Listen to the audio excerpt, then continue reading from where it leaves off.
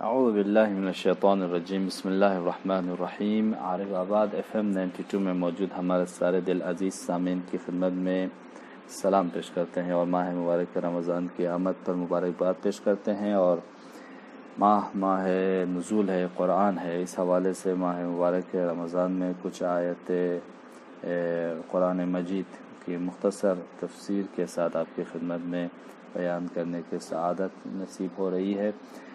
اس لیے آج ہم 21ویں آیت سورہ بقرہ کے آپ کی خدمت میں مختصر تفسیر اس آیت کی پیش کریں گے۔ بسم اللہ الرحمن الرحیم۔ یا ایہا الناس اعبدوا ربکم الذی خلقکم والذین من قبلکم لعلکم تتقون۔ صدق اللہ العلی العظیم۔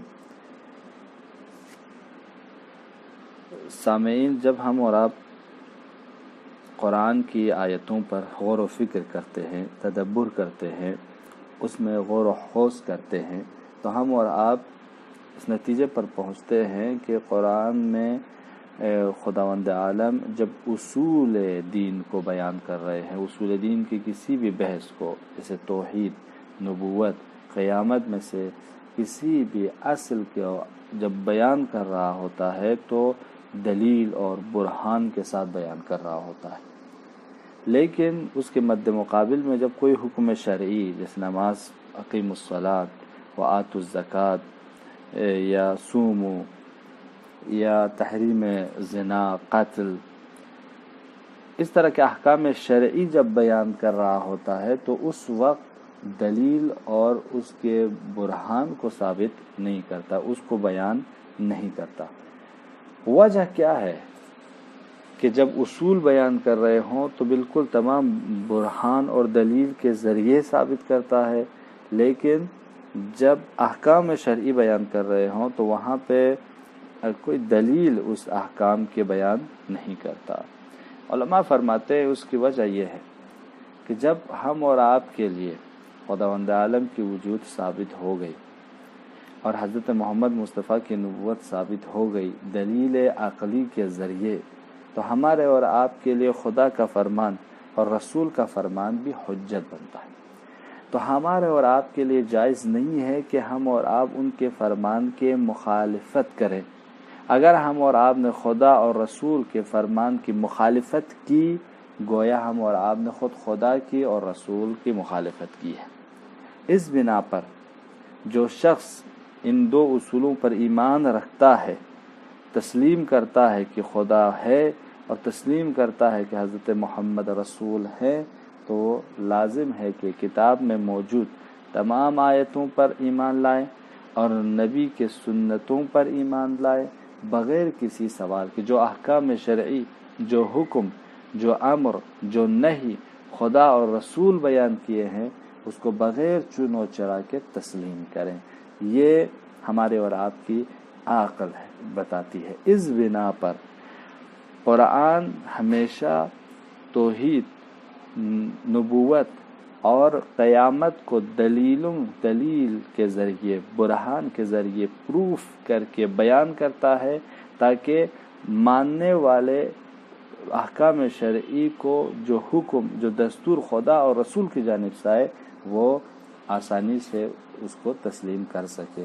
اس بنا پر اس کو زیادہ تاکید کی گئی ہے۔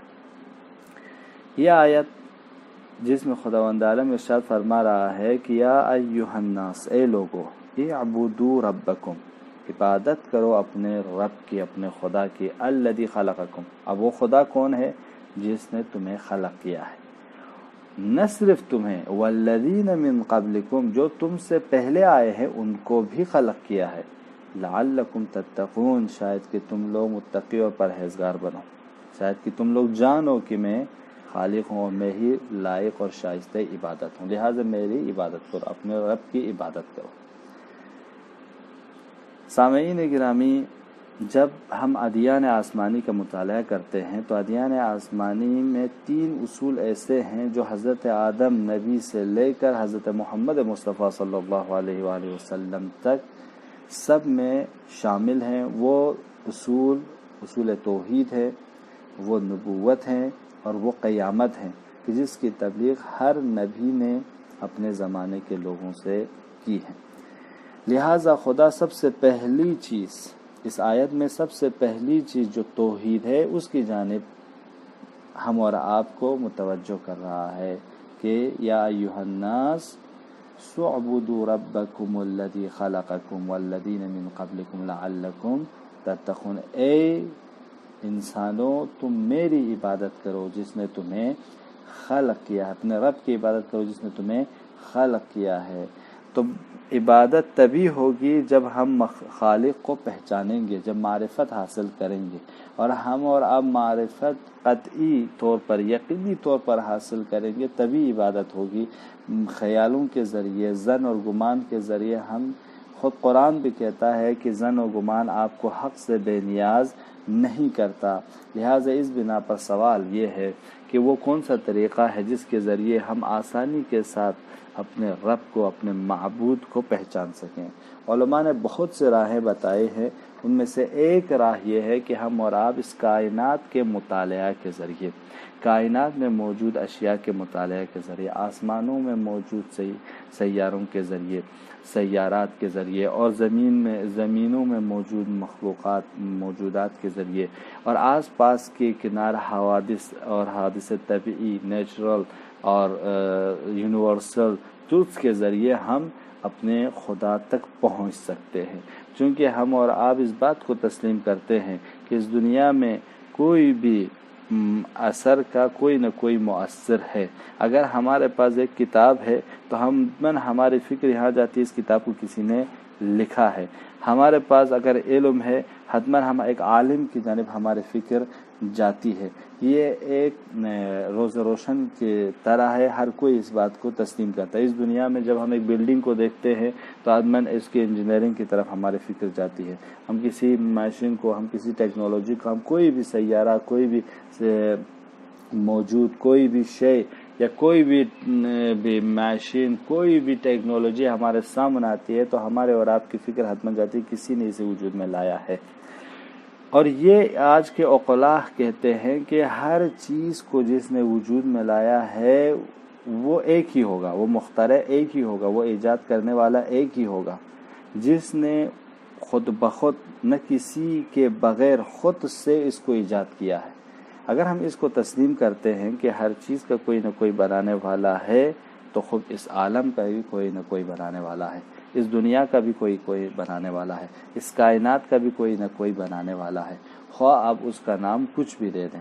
اسلام اس کائنات کے بنانے والے کو اللہ کہتا ہے، اسی کو خالق کہتا ہے، اسی کو رازق کہتا ہے، وہی کائنات کے بنانے والا آپ کا رب ہے۔ لہٰذا یا ایھا الناس اعبدوا ربکم، اے ایمان لانے والو، اپنے اس خدا کی عبادت کرو جس نے تم سے پہلے اس کائنات کو، اس پوری دنیا کو وجود میں لایا ہے، کہ واقعاً وہی شائستہ عبادت ہے کہ اسی کی عبادت کرنی چاہیے۔ کہ خدا سے دعا ہے کہ پروردگار، ماہ عبادت ہے، ہمیں خداوند عالم کی عبادت کرنے کی توفیق عنایت فرما، اور پروردگارا اس ماہ نزول قرآن میں ہمیں قرآن کی آیتوں کو سمجھنے کی اور اس پر عمل کرنے کی توفیق عنایت فرما۔ والسلام علیکم ورحمۃ اللہ وبرکاتہ۔